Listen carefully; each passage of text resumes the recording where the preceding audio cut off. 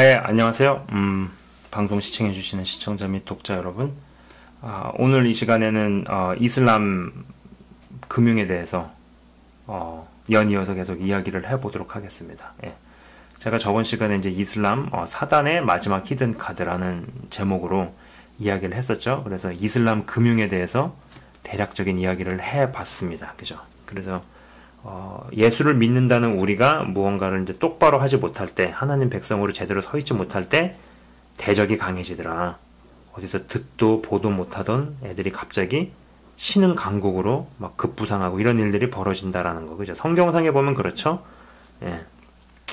마찬가지로 어떤 예수님을 믿는다는 사람들이, 하나님을 믿는다는 사람들이 신앙도 있고 어느 정도 믿음이 있다라고 하지만 막상, 돈을 벌고 모으고 쓰는 영역에 갔을 때는 전혀 기독교적인 성경적이 아닌 자본주의적인 사고방식으로 많이들 움직이더라. 뭐 이런 이야기들을 했었습니다. 그죠? 그러면서 신명기 말씀이 왜 왜냐면 신명기 말씀을 순종하는 것이 왜 구조적으로 어려운지에 대한 이런 이야기들을 좀 했었죠. 그죠?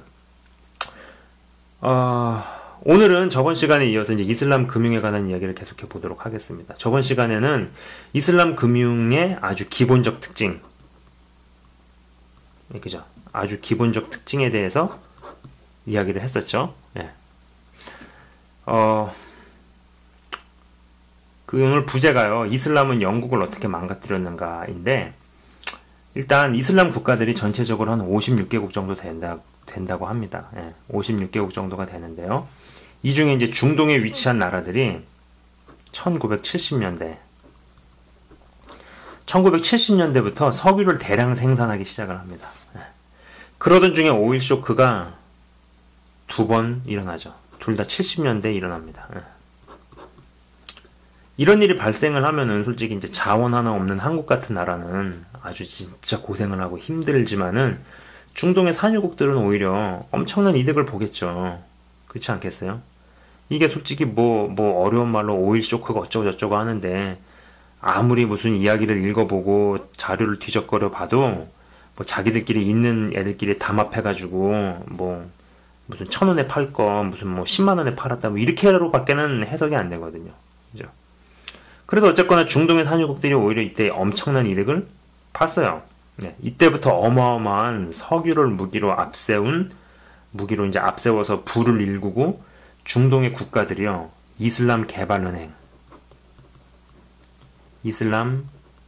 개발은행이라는 단체를 설립을 합니다. 그러고 나서 금융업에 뛰어들죠. 이때요, 막대한 오일 달러가요, 런던으로 유입이 되기 시작합니다. 네. 물론 유럽의 다른 나라들, 그러니까 특히 뭐 독일이나 프랑스는 이슬람 이민자들이 가장 많이 사는 지역이거든요. 예, 독일하고 프랑스가. 근데 이슬람 이민자들의 이주와 더불어서 이슬람 금융까지 완전히 뿌리를 내리고 자리를 잡은 곳은요, 영국입니다. 영국. 예. 덕분에 이제 영국이 뭐 이제 뉴욕과 맞먹는 금융도시가 되기도 했었죠. 그죠? 현재는요, 독일과 프랑스보다는 이슬람 이민자 숫자가 살짝 적어요. 살짝 적지만은 그래도 역시 영국에는 이슬람 이민자가 수백만 살고요. 그리고 이슬람 자본으로 샤리아법의 근거에 움직이는 이슬람 은행이 10개 이상이 있습니다. 10개 이상이 넘어요. 10개가 넘는 거죠. 이런 탓인지 기존의 은행들, 영국에 있는 그 기존의 은행들 있잖아요. 이슬람 은행이 아닌 기존의 은행들도 이제 부분적으로 샤리아법을 받아들이고 이슬람 금융을 받아들이는 실정이죠. 예. 너무 커졌기 때문이죠, 얘네들이. 헌데 이러한 움직임이 이미 1970년도부터 시작되었다라는 거죠. 예. 1970년도부터. 한번 그런 생각을 한번 해볼 수 있는 것 같아요. 이 당시에 막 수천억 달러 이상이라고 생각해 보면은요, 수천억 달러라는 게 지금도 어마어마한 돈인데, 그잖아요. 근데 제가 알기로는 1970년대 그 당시에 집 하나 값이 뭐 150만 원, 200만 원 뭐 이랬다고 저는 알고 있어요. 아직도 제가 기억이 나요. 제가 1980년대 초에 뭐 이제 제가 초등학교 때 이럴 때 1,000원짜리 한 장 가지고 진짜로 거짓말이 아니라 여러분 다 동의하실 거예요. 1,000원짜리 한 장 가지고 할 수 있는 게 정말 많았거든요. 1,000원짜리 하나 가지고 짜장면 하나 사 먹고 뭐 음료수 하나 사 먹고 뭐 오락실에서 오락 4판 하고도 뭐 100원이 남고 막 이랬던 적이 있거든요, 진짜로. 그죠? 지금은 10,000원짜리 가지고도 가면 살 게 없죠. 그러니까 이 당시에 집 한 채 값이 150만 원, 200만 원 할 때 엄청난 수백억 달러, 이런 수천억 달러를 가지고 금융에 뛰어들었다. 무시무시한 거죠, 그죠? 그 영국의 포괄적 차별법은 여러분 이제 이런 맥락에서 한번 그렇게 생각을 해보세요. 자, 그러다가 이제 영국의 포괄적인 차별법 있죠. 포괄적 차별법이 2010년도에 통과됐습니다. 네, 통과됐죠. 이 법이 통과된 후에 어떤 일들이 생기게 되었고 영국의 크리스찬들이 지금 어떤 일들을 당하고 있는지는 검색 조금만 해보면 여러분 쉽게 아실 수 있으세요. 네, 쉽게 알 수 있거든요. 그러니까 한국에서도 이런 차별법을 상정을 하고 통과시키려는 일을 단계적으로 진행해 오려 했지만은 기독교인들이 막아서서 번번이 무산이 됐죠. 그죠?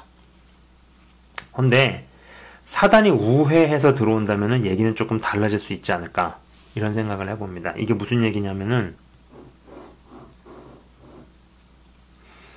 전쟁이 붙은 거예요. 검은 애들하고 아니면 이제 흰색하고 붙었어요. 막 치열하게 접전을 하고 있는 거야. 치열하게 접전을 하다가 야, 여기서 이깁니까? 우리가 좀 우회 작전을 쓰자. 그래가지고 어떤 전략을 쓰느냐면은 필요한 인원 딱 몇 명만 남겨놓고 이 흰돌들이 못 볼 때 병력을 빼는 거죠. 병력을 빼는 거죠. 몰래 병력을 딴 데로 돌려서 힘을 키우기 시작하죠. 그 다음에 그려볼 수 있는 그림이 뭐겠어요? 그 다음에 그려볼 수 있는 그림이 몰래 힘을 키우기 시작해서 점점 여기를 메꿔가는 거죠. 그래서 딱 눈치를 챘을 때는 이쯤 되면 이제 손 쓰기가 어려워지는 거죠. 그죠? 여러분 아시겠어요? 만약에 영국의 이슬람 이민자와 금융이 완전 자리를 잡지 못했더라면은 포괄적 차별법이 통과되었을까? 한번 생각을 저는 해봅니다. 어쩌면 지금과는 그림이 많이 다를 수 있다라고 저는 봅니다. 여전히 그러한 법이 통과되는 것을 저지하고 막아서는 중일 수도 있고요. 아니면은 한 가지 분명한 거는 지금과 같은 모습은 아닐 수 있지 않을까. 지금보다는 좀 더 나은 여건일 수 있다고 한번 감히 생각을 해보는 거죠. 방송을 보시는 분들도 아시겠지만요, 수년 전부터 한국에도 영적인 전쟁이 치열해지고 그 양상은 더 거세어졌습니다. 그리고 점점 더 거세어진다고 봐요. 근데 많은 분들의 관심이 보면은 그렇더라고요. 저의 약간 좀 주관적인 시각일 수 있는데, 많은 분들의 관심이 종북 아니면은 WCC 아니면은 동성애 아니면은 그 다음에는 교회 이슈, 교회 안에서 벌어지는 각종 공금횡령, 성적인 타락이라든지 여러 가지 문제들, 이런 걸로에 많이 치중되어 있더라는 거죠. 집중되어 있지 막상 정작 이슬람에는 그닥 관심을 기울이지 않은 것으로 보이더라고요. 자, 그러다가 여러분 아시는 분들은 아시겠지만은 이슬람 금융이 이명박 정권 때 논의된 적이 있었어요. 그죠? 그 수쿡이라는 이슬람 채권에 대한 이제 논의가 있었는데, 여러 기독교 중진들과 원로 인사들이 반대를 해서 무산되었다는 이야기를 제가 들은 적이 있거든요. 근데 저는요, 이것이 무산된 진짜 이유는 그분들이 막아섰기 때문이 아니라 이명박 전 대통령의 어머니 덕분이라고 저는 생각을 합니다. 네. 솔직히 그 전직 대통령이신 그분이 진짜 신앙을 가졌는지 안 가졌는지 사실 전 잘 모르겠어요. 잘 모르겠습니다. 네. 만 그분의 어머니는 정말 제대로 된 신앙을 가진 분이라고 저는 생각이 돼요. 네. 그리고 어린 시절에 이제 홀어머니를 모시면서 어릴 때 보고 듣고 배운 것들이 이제 그분이 커서도 기독교 문화권에 있도록 영향을 끼쳤다라고 저는 생각을 합니다. 배경에 이러한 것들이 깔려 있었기 때문에 기독교 인사들의 말이 먹힌 거지, 사실 그게 아니라면은 과연 그 기독교 원로들이, 중진들이 이야기를 했다고 들었을까? 만약에 그분이 완전 무신론자다,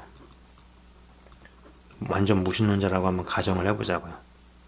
그죠? 그분이 이제 그 건설회사 사장 출신인 거는 다 아시죠? 그죠? 예. 예를 들어가지고 뭐 이런 거 있잖아요. 수행원들이나 뭐 무슨 장차관들, 각하 사람들이 반대합니다. 특히 기독교 인사들, 기독교 어묵의 목사님이 어떤 뭐 이런 분들이 반대합니다. 딱 그러면은 뭐 반대해? 야, 그 불도저로 갖다 밀어버려. 라고 얘기하고 추진했을 수도 있지 않을까 싶어요. 그죠? 제가 왜 이런 생각들을 하느냐. 그분 작품을 보면은 성격을 짐작해 볼 수 있는 거죠. 청계천이나 사대강 보면은 성격이 좀 나오지 않나요? 네. 어쨌거나 이제 그분의 어머니 덕분에 뭐 이제 이슬람 채권이 한국에 들어오려고 하는 위기를 넘겼죠. 그죠? 근데 지금 정권의 대통령은 제가 알기로는 무교인 것으로 알고 있어요. 예. 그래서 그나마 가동시켜볼 기독교 채널 자체가 없으니까 어떻게 보면 더 어려운 게 아닐까 생각할 수 있는 거죠. 근데 이제 이분이 국가 경제에 도움 좀 줘보려고 2015년도 3월달에 할랄 사업이라는 거를 추진하려고 하죠. 이 할랄이라는 게 뭐냐면 어려운 거 아니에요. 할랄이라는 게 뭐냐면은 이슬람 사람들이 먹는 뭐 특화된 음식들, 음식 종류들, 이런 것들을 취급하는 거거든요. 이런 음식들을 총칭해서 이제 할랄이라고 부릅니다. 뭐 유대교는 그거를 뭐 코셔라고 부르더라고요. 네? 제가 있는 곳에서도 할랄 음식을 팔아요. 예, 밑에 이게 가게 상점이 있으면 이게 유리창이잖아요. 그럼 여기다가 할랄 딱 이렇게 써놨어요. 예. 그러니까 우리는 이제 이슬람 음식을 판다 이런 거죠. 예, 제가 있는 곳은 전 세계 인종이 다 사니까. 근데 이제 재밌는 게 3월 달에 그렇게 해가지고 뭐 이제 그 대통령 되시는 분이 뭐 중동도 순방을 하시고, 그 다음에 무슨 3월 달에 보니까는 뭐 기사를 보니까는 뭐 정부 인사랑 이렇게 같이 사진도 찍고, 뭐 우린 3월 달에 그 할랄 사업을 하겠다 딱 그러고 나서 지금 3개월 지난 6월, 네, 전국이 지금 메르스 때문에 난리가 났죠. 그죠? 여러분께서는 이것을 어떻게 생각을 하십니까? 이게 우연일까요? 우연일까요? 네. 오늘 있다가 내일 아궁이에 던져질 들풀도 하나님께서 먹이시는 분이라면은, 네, 이 일이 발생한 게 결코 우연이 아닐 거라는 거죠. 어쩌면은 메르스가 우리를 향한 하나님의 사랑은 아닐까라는 생각도 해봅니다. 비록 지금 메르스 때문에 많은 분들이 굉장히 지금 막 고생을 하고 막 그런 건 있지만은, 어떻게 보면 이건 하나님께서 우리를 사랑하시는 것이 아닐까라는 생각을 저는 해보는 거죠. 예. 저번 정권에 이슬람 채권이 아마 들어왔다면은요, 아니면 이번 정권의 할랄 사업이 추진이 제대로 된다면 이슬람의 자본과 아니면 인력은 합법적으로 더 들어오게 될 거예요. 그죠? 제가 알기로는 한국의 이슬람의 많은 그 이슬람 선교사들이 오늘 루트가 크게 두 가지라고 알고 있어요. 하나가 유학을 오든 교환학생으로 오든 하나가 학생이고, 하나가 외국인 노동자.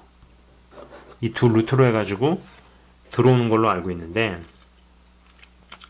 그렇게 되면은 이 둘이 와서 미리 잡고 있는 어떤 그 세력이 넓혀 오면은 이제 뭐 한국의 이슬람 선교사들과 거주민들에게 더 힘을 실어줄 거라고 저는 보는 거죠. 이런 식으로 이슬람의 이민과 자본이 자리를 잡아간다면은 영국과 같이 비슷하게 구조가 가지 않겠느냐. 어쩜 차별금지법이 한국에서 통과될지도 모른다는 생각도 해보는 거죠. 그러니까 지금에 와 있는 이슬람의 어떤 세력권이, 한국에서 자리를 잡고 있는 세력권이 점점 더 커지게 됐을 때, 어느 시점에 됐을 때 차별금지 통과가 될 수 있지 않겠느냐, 이런 생각을 해보는 겁니다. 차별금지법이 통과되기 훨씬 이전에 이제 이슬람은 이민과 금융이라는 전략으로 1970년대 후반부터 영국을 공격했다라는 것은 우리가 좀 뭐랄까요, 상기할 필요가 있다라고 저는 봅니다. 예. 그리고 이제 그러한 전략을 어쩌면은 한국당이 제대로 본격적으로 펼치려고 하는 것은 아닌가, 이런 생각도 한번 해보는 거죠. 그렇기에 국가 지도자들을 위해서 기도를 해야 된다라는 거죠. 예. 부디 세계 복음화의 사명에서 한국이 낙오되지 않기를 진심으로 저는 바라보고 싶어요. 마지막으로 이 구절을 제가 읽어드릴게요. 이 디모데전서 2장 1절에서 2절 말씀입니다. 1절, 그러므로 내가 첫째로 권하노니 모든 사람을 위하여 간구와 기도와 도구와 감사를 하되 임금들과 높은 지위에 있는 모든 사람을 위하여 하라. 이는 우리가 모든 경건과 단정함으로 고요하고 평안한 생활을 하려 함이라. 아멘. 이상 이슬람이 영국을 어떻게 망가뜨렸는지에 대해서 한번 대체적으로 나누어 봤습니다. 시청해 주셔서 감사합니다.